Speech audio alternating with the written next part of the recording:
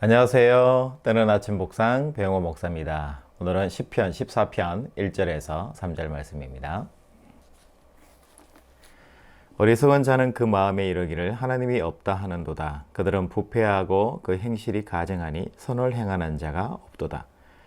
여호와께서 하늘에서 인생을 굽어 살피사 지각이 있어 하나님을 찾는 자가 있는가 보려 하신즉 다 치우쳐 함께 더러운 자가 되고 선을 행하는 자가 없으니 하나도 없도다. 아멘. 14편 시편은 어제 13편 시편하고 이어지는 내용이죠. 다윗이 대적에게 쫓길 때 지은 시편입니다. 이 대적이라는 것은 구체적으로 사울을 이야기하는 거죠. 사울에 의해서 쫓겨다니면서 광야에서 막 고생하면서 지은 그때의 시라고 볼 수가 있겠습니다. 그런데 여기에 나온 이 대적이라는 것을 성경은 단순하게 사울이라고 이렇게 명명을 해서 이야기를 하고 있지 않습니다. 어떻게 이야기하냐면은 어리석은 자, 하나님이 있다고 생각하지 않는 사람, 하늘에서 굽어 보는데 하나님에 대해서 의식하지 못하고 살아가는 사람, 이 모든 사람들을 어리석은 사람이다 이렇게 지칭합니다. 그렇기 때문에 단순하게 성경이 다윗이 사울에게 쫓겨다녔기 때문에 사울의 문제다라고 보는 것이 아니고 일상을 살아가는 우리 모두 한 사람 한 사람에 대해서 다윗이 지금 노래하고 기억하기를 원하는 거예요. 무엇을 기억하기를 원할까요? 우리 인생에서 하나님을 의식하고 기억하고 하나님 앞에 살아가는 삶이 아니면 다윗이 이야기한 어리석은 자가 될 수밖에 없다라는 것을 오늘 성경에서 우리에게 말씀하고 있습니다. 다윗은 노래할 때에 어리석은 자의 특징이 뭔가에 대해서 이야기를 하는데요. 첫 번째는 하나님이 없다 이렇게 생각하고 살아가는 사람이에요. 여러분, 하나님이 없다라고 생각하는 사람은 어떤 삶을 살게 되게 될까요?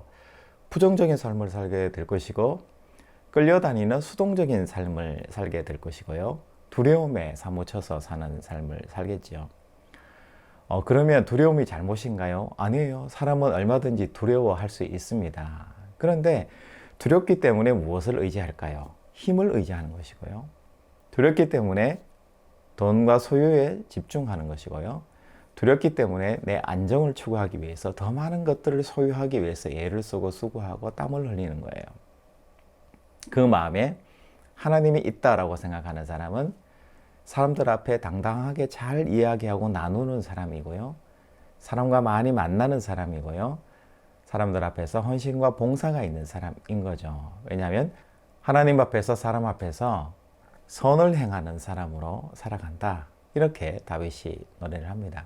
다윗이 대적인 이 사울에게서 쫓겨다녔는데요.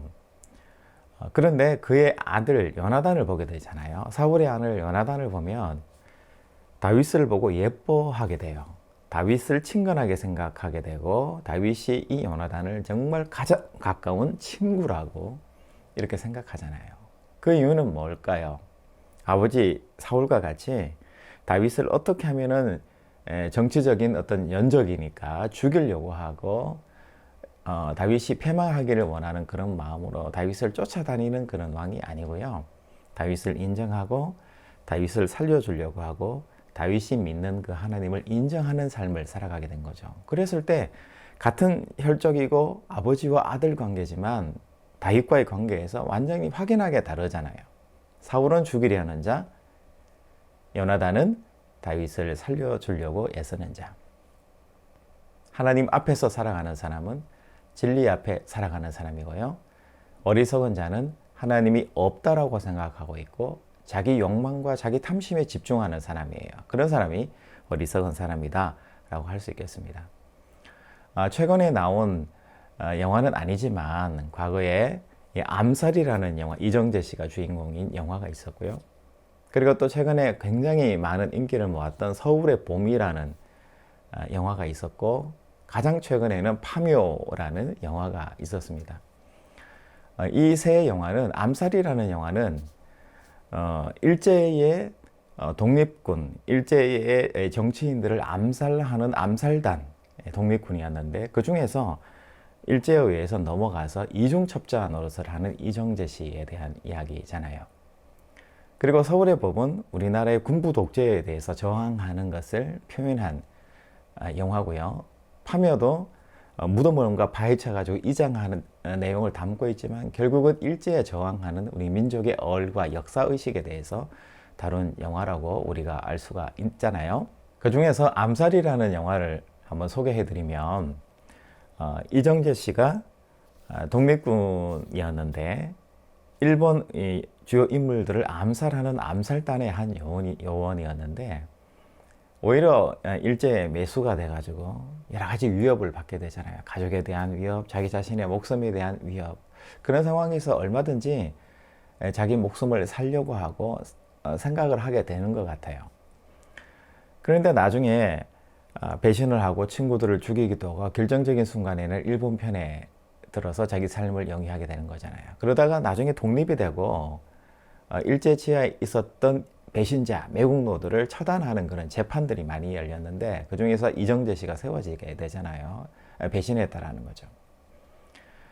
그런데 무죄가 선고돼요. 증거가 불충분하고 이 사람은 이미 높은 위치에 있었기 때문에 이 사람을 권력적으로 어떻게 누를 수가 없었던 거죠.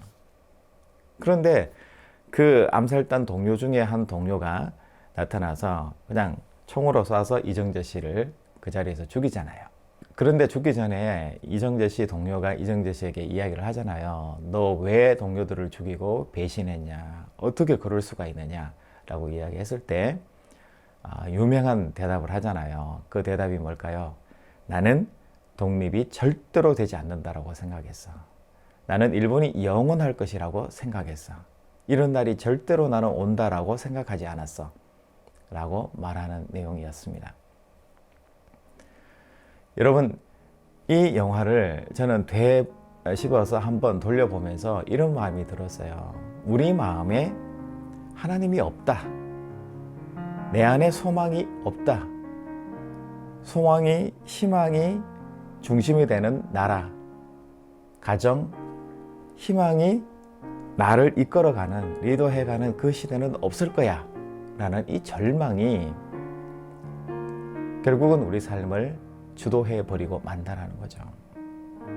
여러분, 오늘 우리 삶 가운데에서 이 절망이 나를 이끌어가는 것이 아니라 절망이 내 상황에 있다 할지라도 절망 그 너머에 계시는 하나님을 바라보는 지혜로운 사람으로서의 오늘 하루를 살아가시는 여러분들이 되시길 바랍니다. 사순절 이 고난주간이 깊어가고 있는데요. 예수 그리스도의 십자가를 생각하게 돼요. 사람들은 생각합니다. 서기관 바리새인들은 예수님을 인정하지도 않고 그분이 하나님이라는 것을 인정하지도 않았을 뿐만 아니라 알아보지도 못했습니다. 예수님이라고 생각하고 싶지도 않았던 사람들이 바로 서기관이고 바리새인들이었습니다. 우리 삶도 마찬가지입니다. 과거에 바리새인 서기관들이 예수님을 보고도 인정하지 않았던 것처럼 우리 삶의 진리가 내 마음의 중심으로 되어 있지 않고 사랑이 내 마음의 중심으로 싹 트지 않고 내 마음의 정의로움과 내 마음의 함께함과 동행함과 선함이 나를 지배하지 못한다면 오늘 다윗이 노래한 어리석은 자가 바로 내 자신이 될 수밖에 없다 라는 그 사실을 기억하시고 살아내시는 이 하루가 되시기를 주님의 이름으로 축복합니다. 예수님께서 십자가를 달게 주시고 하나님의 사명을 가지고 살아가셨던 것처럼 우리는 작은 예수 그리스도잖아요. 예수님께서 말씀해 주신 희망과 소망과 사랑이 이 세상을 지배할 수 있도록 이 세상의 진리가 될 수 있도록 그렇게 그 말씀을 지키고 수호하고 살아내시는 오늘 하루가 되시기를 주님의 이름으로 축복합니다. 여러분, 내일 또 뵙겠습니다. 샬롬.